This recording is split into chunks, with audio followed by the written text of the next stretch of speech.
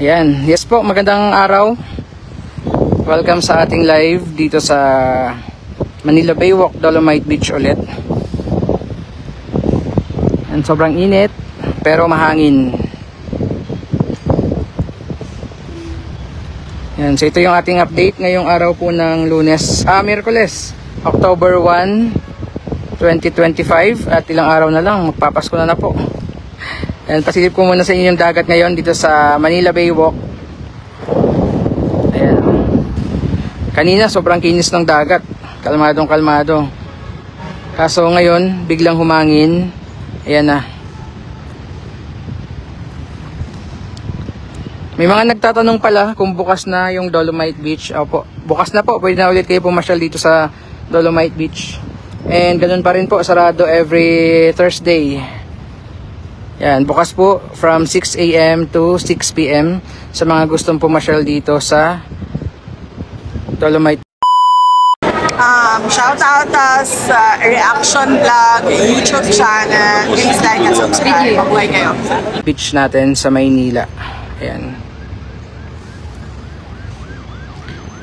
Lakad tayo. Kamusta po kayo?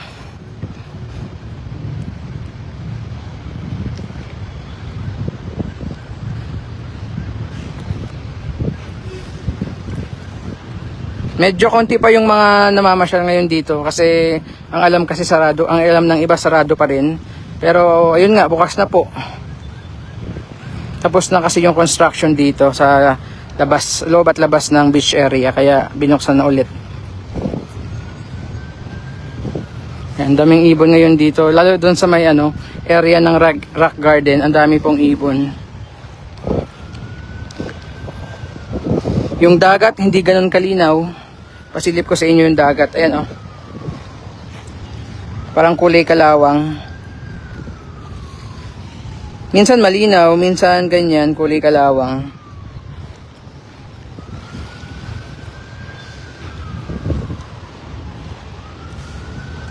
Oops, babasa tayo. Ano na ba yung update sa Bagyo? Pumasok na ba sa PAR?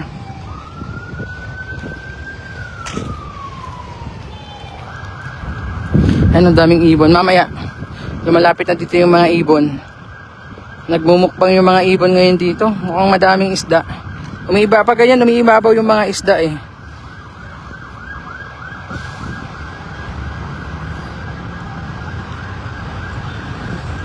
Wala na naman ako mabasang comment. Hindi lumalabas yung comment section natin. Walang lumalabas na comment.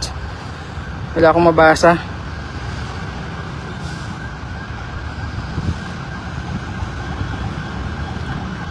Oh, si Ma'am Beverly Salviejo. Nalaman mo na ba kung ano yung bumubulwak nitong nakaraan? Okay, so ito ang base sa pagkakaintindi ko po. Ganun po kasi yung ginagawa nila kapag ngayon, no? Ganun na ata yung gagawin po ngayon kapag malakas yung buhos ng ulan para maiwasan po yung pagbaha. So ipapump nila yung tubig galing dun sa drainage, then papalabas po sa dagat para maiwasan po yung pagbaha.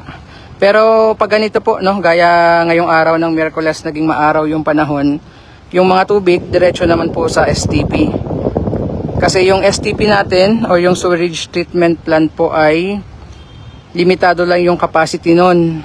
So hindi po niya kayang i-accommodate or i-handle lahat ng tubig, including yung volume ng rainwater kapag habagat, tag-ulan or bagyo.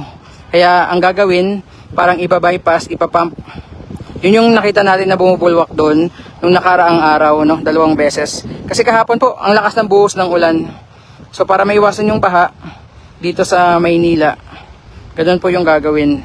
Ipapump yung sobra-sobrang tubig palabas ng Manila Bay. Yun po yung base sa pagkakaintindi ko po. Ayan. Ngayon wala, kasi wala naman pong ulan. Walang, dun banda kasi yun sa may boundary ng phase 1 and phase 2 ng Dolomite Beach po. Pag ganitong maaraw, diretso lahat sa STP, undergo ng treatment process bago i-release sa dagat. Pag tag-ulan, alam nyo na, habagat, malakas yung buhos ng ulan, magdamagang buhos. So, ganun, ipapump, papalabas, yun yung bumubulwak-bulwak nung nakaraan. Para maiwasan din po yung pagbaha.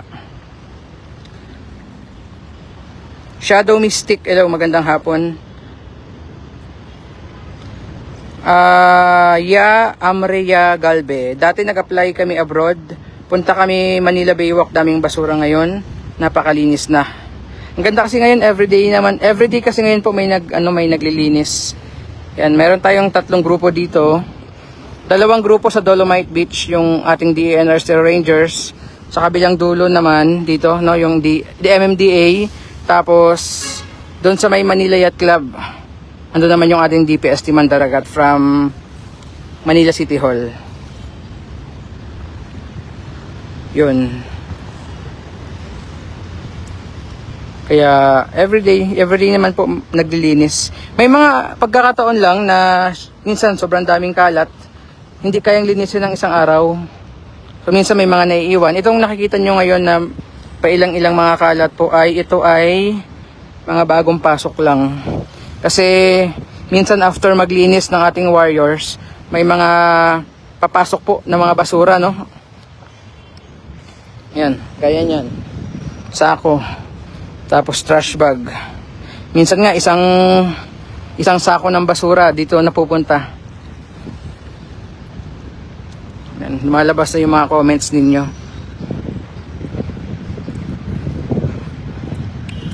So baka magtaka kayo minsan, no? Napasyal kayo dito. Siguro pag umuulan, baka magulat kayo, may biglang gumanon-ganon dun sa dagat, may biglang bumulwak na tubig. So yun po yun, ganun po pag tag-ulan, ganun yung gagawin ata dito.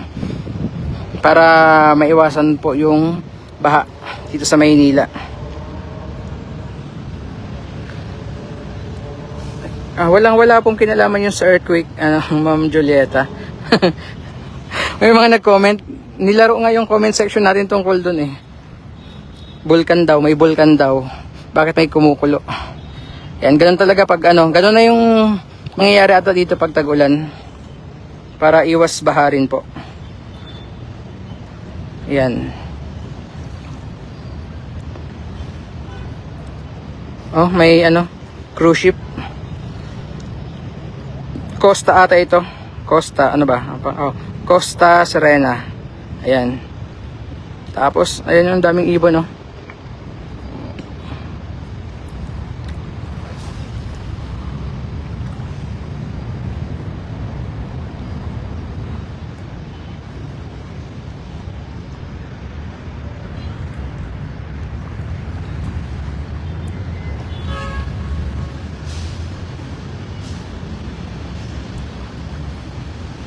Ma'am Olive Mahinay, ganda naman ng jagat dyan, walang basura. Ayan.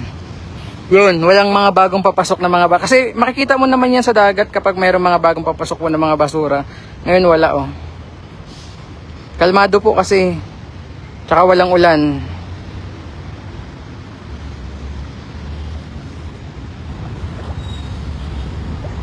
Paglilim niyan, madami natatambay sa tabing dagat. Ngayon mukhang maganda yung sunset. Kaya maaga pa naman, 4:18 pa lang ng hapon. Sa mga gustong humabol today, papasyal dito, mag-aabang ng sunset. Mukhang okay naman yung sunset today, oh. Maaraw, naging maaraw kasi yung buong araw today. Ayan, mamaya, baka matunghayan yung magandang sunset. Sa mga gustong humabol, pumasyal dito, no? After work or after class. Kasi pati mga estudyante dito pumupunta after class. Sabi ni Oliver, Taco Beach daw, Taco Beta. Dati yun. Dati. Taco Beach dati. Kasi, di ba? Ito dati isang malaking kubeta. Makikita mo na lang, may mga upo dyan sa batuhan, nagbabawas. Ngayon, hindi na, wala kang amoy dito na, amoy pupo. Unlike dati, di ba? Hindi mo maipaliwanag yung amoy.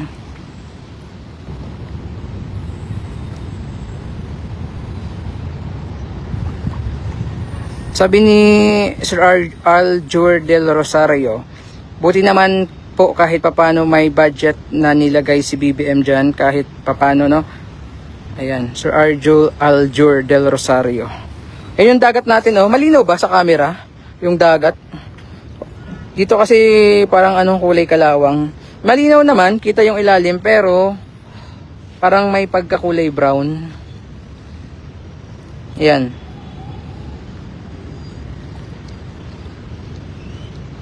Nawala na nga yung mga halaan dito. Dati ang dami. Maglalakad ka lang dati. Ang halaan dito before, dadamputin mo lang, hindi mo na kailangang maghalukay ng buhangin. Pero ngayon parang nawala. Nag-migrate na ata yung mga halaan dito. Sabi nung nag-comment kanina, lumipat daw yung mga halaan dito sa doon sa may reclamation area. Ayun.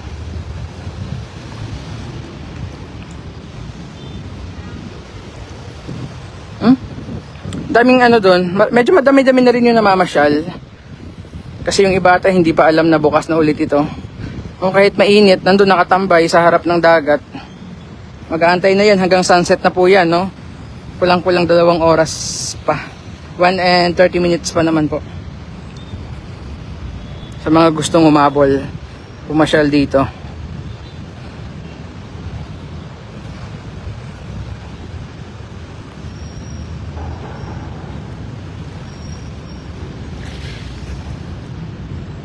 Wag naman po kasi magtapon ng basura kahit saan, self-discipline po. Ay, wala na yan, gas-gas na po yan.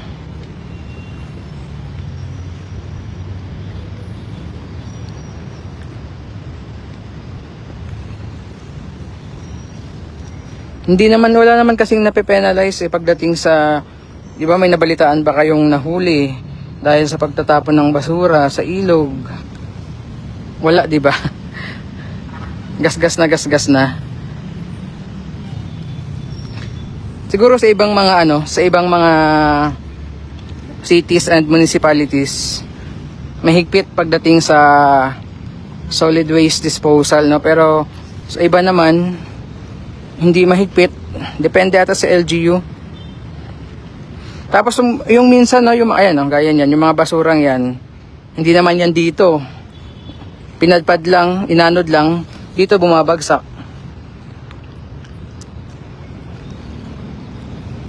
Diba? So kahit anong linis dito, kahit araw-araw linisin mula umaga hanggang hapon, kung mga katabing lugar naman maraming nagkakalat, ganoon din po. Walang katapusang linis yung gagawin.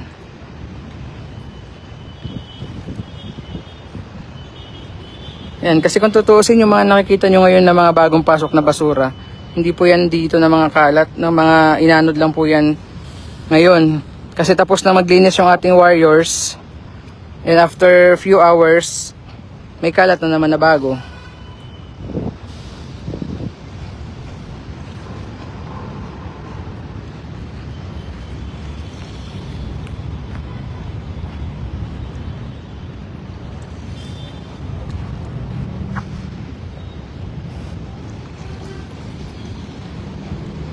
Okay tayo.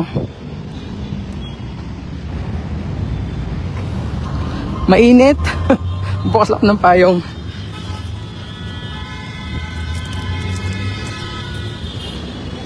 Ayan, lakad tayo, napunta tayo dun sa sa may bato.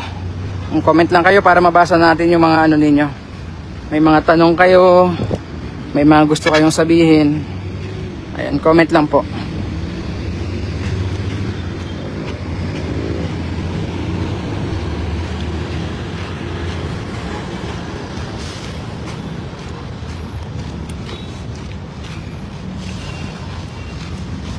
Biglang uminit kanina, okay na yung... Ngayon, sobrang sakit na sa balat.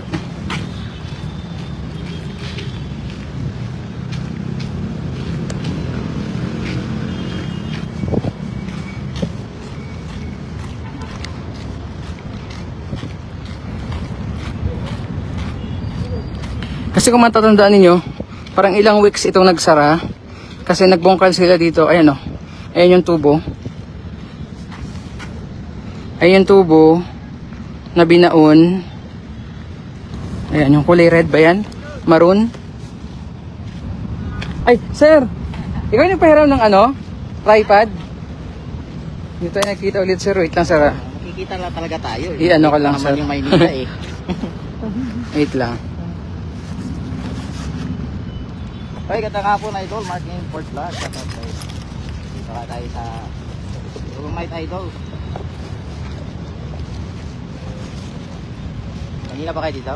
Kanina umaga pa kami, sir. Nag-ikot-ikot lang. Sir. Tayo. Salamat, sir. Okay, Ay, thank you po. Okay. Thank you, sir. Ay, balik tayo. Ito na. Kasi si Ma'am Beverly kanina nung nagtanong regarding dun sa bumubulwak-bulwak. Yung bumulwak na nakuhanan natin. Kasi ako wala rin akong idea no, nung una kong nakita dun sa may footbridge. So, di ba nagsara ito ng ilang weeks?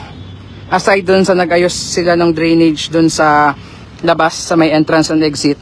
Nagbungkal din sila dito. Ayan So, yan yung tubo. Ayan. Papunta dito. So kapag tag-ulan, dyan dumadaan, pinapump yung tubig ulan para may iwasan po yung pagbaha. Pwede na po ba dyan maligo? Bawal pa po. Bawal pang maligo. Kasi hindi pa okay yung tubig. Wala na rin tayong update sa water quality kung bumababa ba or tumataas. Wala na pong balita, no? Wala nang update. Yan. Sabi ni Ma'am Rowena Alipa, nakita nyo kung gaano kaganda ang Dolomite, walang basura. Sana hindi mapabayaan. Baka magmukhang basurahan na naman yan. Ayan. Don't worry po, no, everyday naman po may naglilinis dito. Everyday.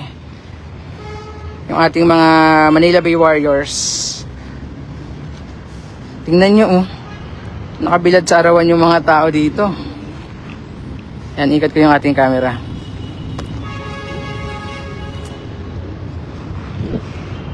Ganda ng dagat, Ayan, sarap ng hangin. Mainit lang. Pero kahit mainit, nakabilad yung mga tao sa arawan, Tingnan niyo po. Lahat may hawak na cellphone, lahat nagbi-video at nagpi-picture.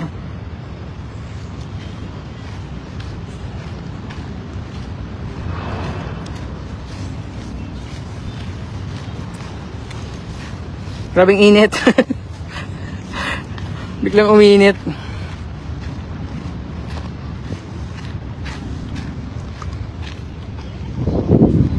Ayan.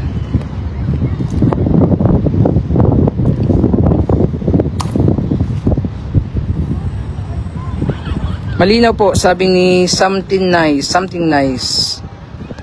Malinaw yung tubig kanina. Malinaw naman siya, kaso nga lang parang kulay kalawang. Parang kulay brown. Nawala na yung bumubulwag na tubig po. Wala. Pag tag-ulan lang po yun. Kapag may malakas na buhos ng ulan lang po yun, merong ganon. Kasi nga iniiwasan yung pagbaha. So isa sa mga naging remedy nila para maiwasan yung pagbaha is yun nga, ipapump yung excess water, kasama na yung tubig ulan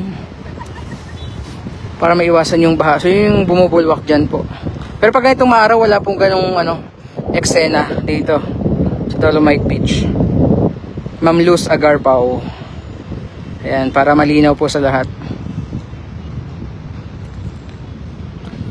Nung nakaraan kasi doon sa may Remedios Outfall, merong silang dinemo na doon, mobile pump. So ganoon din po, parang ganoon din yung ginagawa dito noon. Yun nga lang doon siya hindi kita yung tube kasi dito nakabaon sa ilalim ng buhangin. Yun yung bumubulwak doon.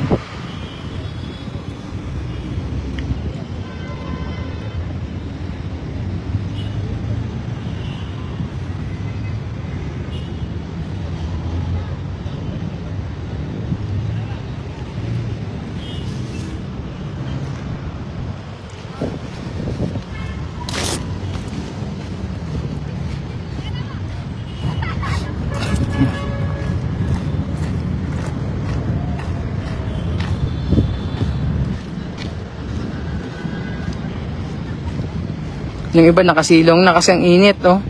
Buti na lang may malaking tipak ng dolomite dito. May napagsisilungan yung mga tao pag sobrang init.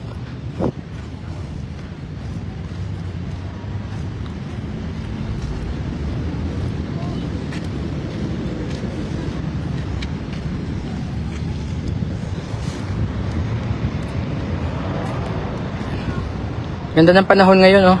Habol kayo. Maganda ata yung sunset mamaya.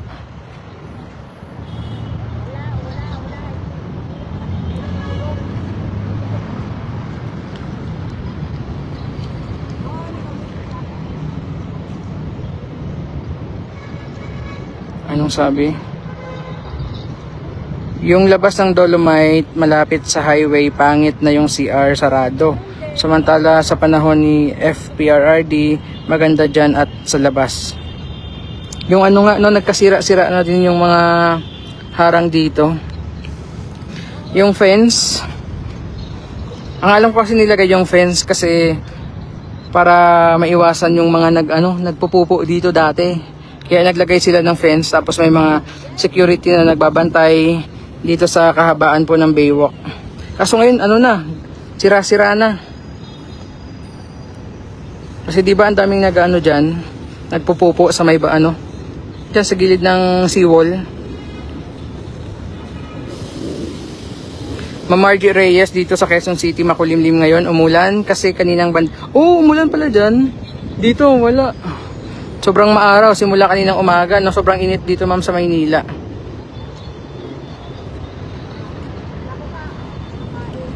Ayan, ang aliwalas ng panahon dito. Blue sky.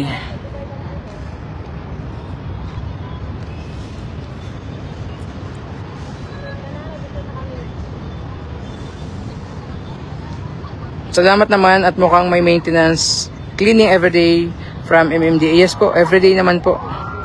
Ayan, kudos sa ating Manila Bay Warriors sa everyday na paglilinis dito. Kaya tingnan nyo, malinis. May mga pumapasok lang talaga ng mga basura na bago.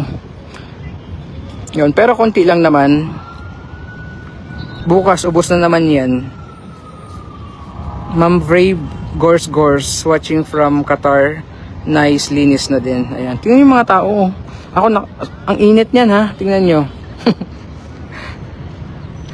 Sobrang init.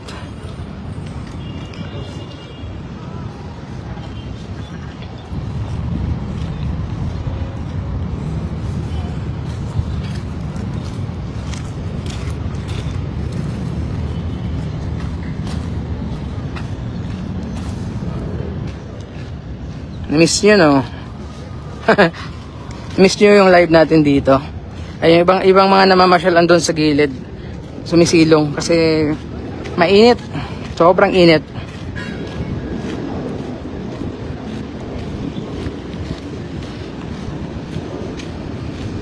Sana malinaw yung natin, live streaming.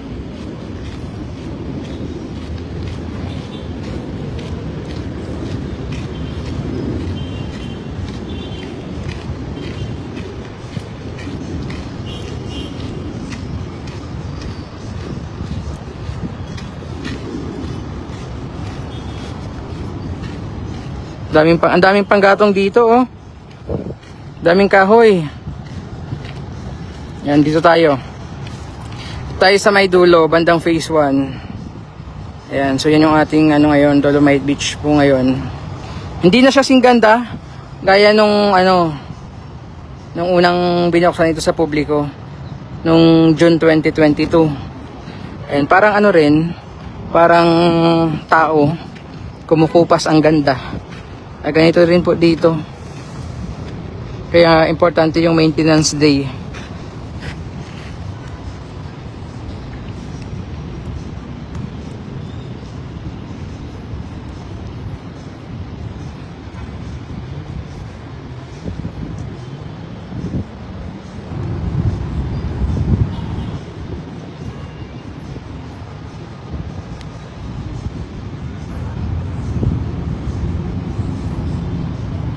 Okay na siguro? Okay na tayo? Mukhang hindi naman uulan dito. Sa mga, ayan yung panahon po. Yan, ikot ko yung ating camera. Ayan. Sa mga hahabol today.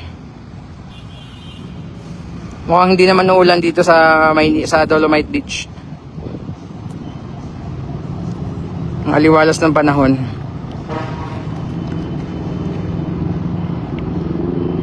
Okay, so yan muna yung ating update dito sa Dolomite Beach po. Thank you sa mga nag-join sa ating live. Again, open na ulit. Bukas po, sarado ha, Thursday. And ulitin ko, sarado bukas, maintenance day ng Dolomite Beach. Sa mga nagbabalak pumasyal, ano na lang, Friday or sa weekend. Baka masayang yung punta nyo po bukas. Okay? So yan muna. Salamat po and ingat tayong lahat. Thank you.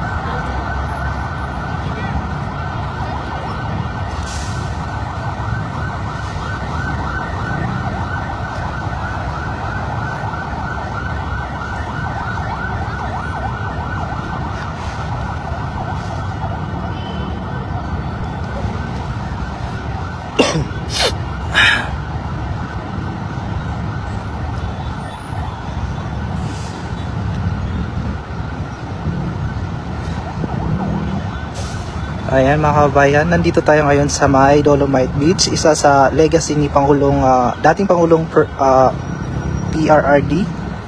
Bukas na muli ang Dolomite Beach. Ayan.